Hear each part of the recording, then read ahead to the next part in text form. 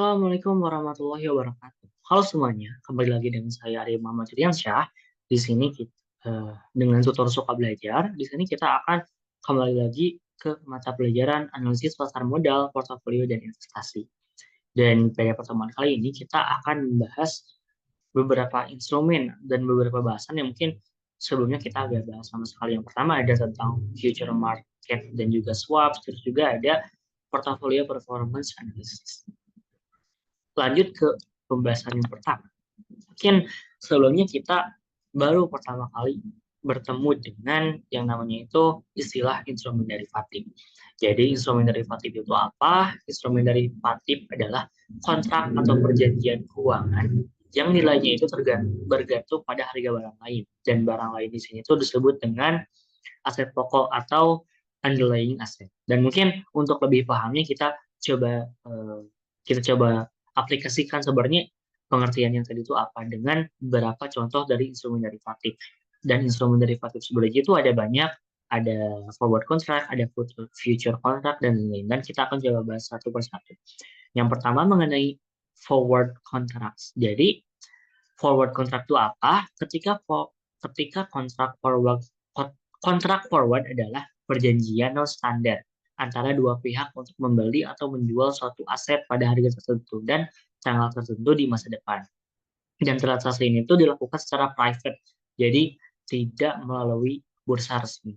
Dan mungkin kita coba langsung ke contoh kasus sebenarnya forward contract itu apa. Misal, seorang petani kopi khawatir harga kopinya itu akan turun 6 bulan mendatang.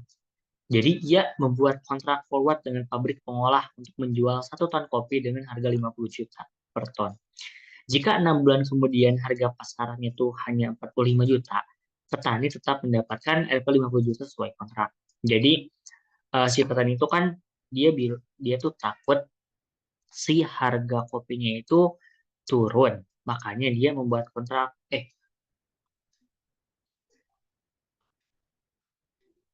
ya karena takut si harga kopinya itu turun, makanya dia membuat kontrak dengan pabrik pengolah. Misalkan jadi dia tuh menjanjikan bahwa dia itu akan menjual si kopinya itu ke pabrik pengolah sebesar 50 juta per ton di 6 bulan kemudian. Dan ternyata benar aja 6 bulan kemudian itu justru si harga kopinya itu malah turun jadi 45 juta. Kalau misalkan si petani tersebut nggak membuat kontrak, nggak membuat forward kontrak, mungkin sekarang dia hanya bisa menjual kopinya itu 45 juta per ton. Tapi karena dia sudah memprediksi hal tersebut dan menjual forward kontrak dan dibeli oleh perusahaan pengolah tadi dengan harga 50 juta per ton, makanya si petani kopi itu mendapatkan keuntungan. Seperti itu. Terus yang kedua ada future contracts. Hampir mirip dengan forward contracts, namun si future contract itu lebih terstandar dan resmi dan bisa diperdagangkan di bursa. Artinya banyak pihak yang bisa membeli atau menjual kontrak ini di pasar yang diatur, seperti bursa berjangka Jakarta atau mungkin yang di luar negeri Chicago Mercantile Exchange. Contoh, misalkan investor itu membeli kontrak future minyak sawit seharga 10.000 per kilogram untuk dikirim 3 bulan ke depan. Jika harga minyak sawit naik menjadi 10.500, dia bisa jual kontraknya dan untung 500 per kilogram. Sama seperti yang tadi, jadi si investor ini tuh melihat bahwa sepertinya harga minyak sawit itu tuh di di tahun depan akan naik. Makanya dia membeli kontrak dengan untuk harga minyak sawitnya itu 10.000 aja. Sedangkan harga sekarang itu ternyata naik jadi 10.500. Makanya si investor itu tuh mendapatkan keuntungan. Dan kalau misalkan kita lihat ini tuh sesuai dengan definisi yang tadi. Jadi sebenarnya kan kontrak itu bisa dijual dan harga kontraknya itu tuh akan sangat bergantung ya pada harga minyak sawit. Mungkin karena yang awalnya harga prediksi investor itu tersebut benar, jadi dia itu memprediksi harga itu naik, makanya investor tersebut menghasilkan keuntungan dan nilai dari kontraknya juga memiliki arti dan mungkin harganya juga nilai kontraknya itu akan naik. Berbeda ketika kalau misalkan si ternyata harga kopinya malah turun, justru nanti nilai kontraknya tidak memiliki nilai apa-apa karena tidak akan ada orang yang membeli kontraknya juga. Soalnya kan orang harga sekarangnya juga ternyata malah turun, jadi nilai dari kontraknya itu tidak memiliki arti apa-apa. Makanya instrumen derivatif itu tuh nilainya itu bergantung pada harga barang lagi. Seperti itu. Mungkin tadi agak belibet, izin jelaskan kembali. Jadi forward kontrak itu, kalau misalkan forward kontrak itu tuh nggak resmi, kalau misalkan future kontrak itu tuh resmi dan bisa diperjualbelikan si kontraknya. Contohnya apa? Tadi misal ketika eh, ada investor yang memprediksi bahwa harga kopi atau 3 bulan ke depan tuh bakal naik dan dia membuat membuat perjanjian atau membuat kontrak future dengan kontrak future minyak sawit seharga harganya 10.000 per kilogram. Dan 3 bulan kemudian ternyata si harga sawitnya itu benar aja naik jadi 10.500. Makanya dia bisa membeli minyak sawitnya itu dengan harga 10.000.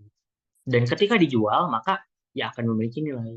Berbeda kalau misalkan dia membuat kontrak untuk membeli minyak sawit seharga 10.000 per kilogram, ternyata 3 bulan kemudian si harga minyak sawit itu malah turun. Berarti kan nggak akan terpakai si kontraknya itu, si future kontraknya itu. Kemudian yang selanjutnya itu ada foreign exchange future. Kalau misalkan ini tuh kontrak future yang digunakan untuk mengunci nilai tukar mata uang di masa depan. Cocok bagi perusahaan yang punya transaksi internasional agar tidak rugi karena nilai tukar berubah. Contoh, misalkan ada perusahaan Indonesia yang akan terima 1 juta dolar dalam 3 bulan.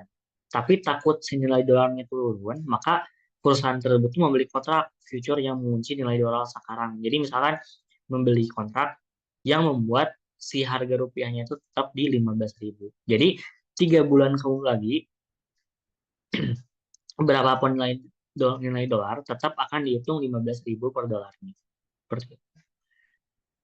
Kemudian ada swap. Kalau misalkan swap itu adalah perjanjian antara dua pihak untuk saling menukar arus kas atau kewajiban keuangan dalam jangka waktu tertentu. Biasanya digunakan untuk mengelola risiko seperti risiko bunga, risiko nilai tukar. Karena kebutuhan atau kondisi keuangan tiap orang atau perusahaan itu berbeda-beda, dengan saling tukar itu tuh keduanya bisa mengelola risiko atau mendapatkan keuangan yang lebih cocok. Contohnya apa? Misalkan perusahaan A punya pinjaman bunga tetap 5%, tapi ingin bunga mengambang. Bunga mengambang itu apa? Bunga mengambang itu bunga yang persentasenya itu mengikuti nilai ekonomi. Jadi dalam mungkin kalau misalkan bunga tetap tahun sekarang dengan 10 tahun ke depan bunganya tetap akan 5%. Tapi kalau misalkan bunga mengambang itu bisa aja turun, bisa aja naik tergantung kondisi ekonomi dan tergantung sesuai BI rate maksudnya itu. Jadi tergantung yang dikeluarkan sama Bank Indonesia. Dan misalkan tadi perusahaan ingin bunga tetap, mempunyai bunga tetap tapi ingin bunga mengambang, sedangkan perusahaan B justru sebaliknya, maka mereka semua bisa melakukan swap. Jadi A bayar bunga B dan perusahaan B bayar bunga perusahaan A. Oke, itu mungkin pembahasan mengenai instrumen derivatif. Tadi ada forward contract, future contract, foreign exchange future, terus juga ada swap. Kemudian yang selanjutnya ada evaluasi mengenai portofolio investasi. Jadi portofolio investasi seperti kita yang bahas sebelumnya merupakan kumpulan aset keuangan seperti saham, obligasi, uang tunai, atau properti yang dimiliki oleh investor dengan harapan si instrumen-instrumen tadi itu akan menghasilkan keuntungan dan bertambah nilainya seiring dengan perjalanan waktu. Dan untuk melihat apakah sebenarnya portofolio investasi dari investor itu menguntungkan atau enggak, maka akan ada yang namanya itu evaluasi dari portofolio. Dan cara dari evaluasinya itu yang pertama ada melalui dengan risk and return metric atau ukuran risiko dan imbal hasil. Jadi metode ini tuh kita membandingkan apakah risiko yang didapatkan itu setimpal dengan hasil yang didapatkan atau dengan return yang didapatkan. Dan risiko-risikonya tuh bisa dalam bentuk beberapa hal. Yang pertama bisa dalam bentuk bisa dalam bentuk standar deviasi atau juga mungkin dalam beta, yaitu dibandingkan dengan harga pasar. Jadi intinya kalau misalnya risk and return metric itu melihat evaluasi portofolio dengan melihat apakah perbandingan si risiko dengan return yang didapatkan itu udah sesuai, udah optimal atau belum. Kemudian yang selanjutnya, evaluasi yang selanjutnya itu kita bisa melakukan yang namanya itu benchmarking atau dibandingkan, ngebandingkan. Jadi benchmarking itu kita ngebandingkan return dari portofolio kita dengan indeks seperti IHSG, S&P 500 atau mungkin indeks di sektor tertentu. Tujuannya itu untuk mengetahui apakah portofolio itu benar-benar pengelola portofolio itu benar-benar memiliki keahlian atau hanya mengikuti tren pasar. Kemudian ada yang namanya tuh time weighted and money weighted return. Yang pertama, time weighted return itu kita melihat seberapa banyak return yang dapat dihasilkan pada sektor tertentu dalam kurun waktu tertentu. Jadi misalkan ketika investasi di sektor tersebut dalam waktu misalkan 10 tahun, itu kira-kira berapa keuntungannya tanpa melihat jumlah uang yang masuk.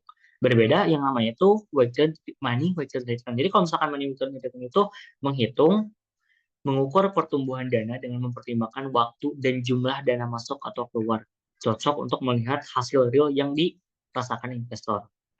Misal contoh, dalam 1 tahun, itu tuh ada seseorang yang berinvestasi di awal sebesar 10 juta. Kemudian tahun depan ternyata uangnya menjadi 15 juta. Terus ada satu lagi yang berinvestasi tapi di tengah-tengah. Investasi misalkan 20 juta. Kemudian 1 tahun ke depan apa ternyata harganya uang akhirnya itu menjadi yang tadi tengah 20 juta ternyata misalkan anggap menjadi 18 juta. Nah, kalau misalkan time weighted return itu kita menghitung kayak berapa persentase yang dihasilkan selama kurun waktu setahun tersebut tanpa melihat uang yang masuk. Jadi kira-kira di sektor tersebut itu menghasilkan keuntungan itu berapa ketika di awal sampai di akhir. Berbeda kalau misalkan money weighted return itu tuh menghitung tadi kan kalau misalkan orang yang pertama itu tuh mau nabung dari 10 juta dan akhirnya tuh di berapa gitu lupa. Pokoknya naik, misalkan anggap 15 juta. Tapi ada seseorang yang di tengah-tengah nabung 20 juta, tapi ternyata di akhir itu malah berkurang jadi 18 juta. Artinya apa? Kalau money return return itu tuh eh, dilihatnya itu berdasarkan kapan uang masuk. Jadi melihat kapan sih uangnya itu masuk.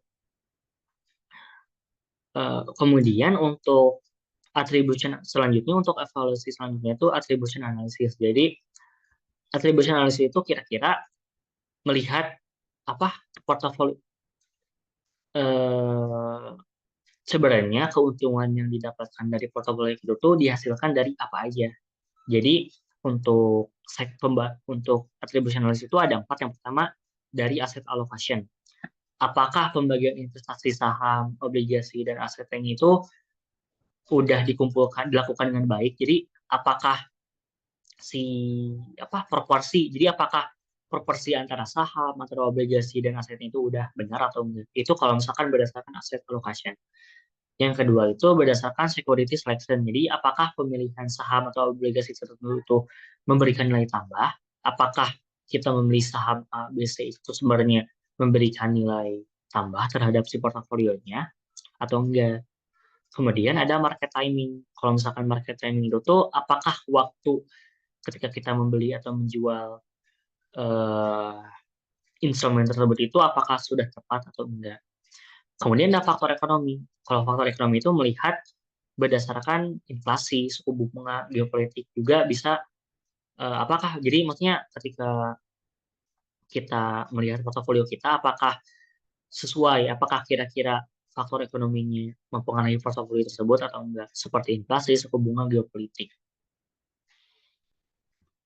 Oke, mungkin itu saja untuk pertemuan sekarang. Juga mungkin ini untuk pertemuan terakhir kita.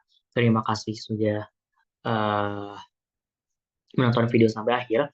Mohon maaf kalau misalkan ada salah kata dari saya. Baik dari pertemuan sekarang atau mungkin juga pertemuan sebelumnya. Nama saya Arima Majulan Syah. Wassalamualaikum warahmatullahi wabarakatuh.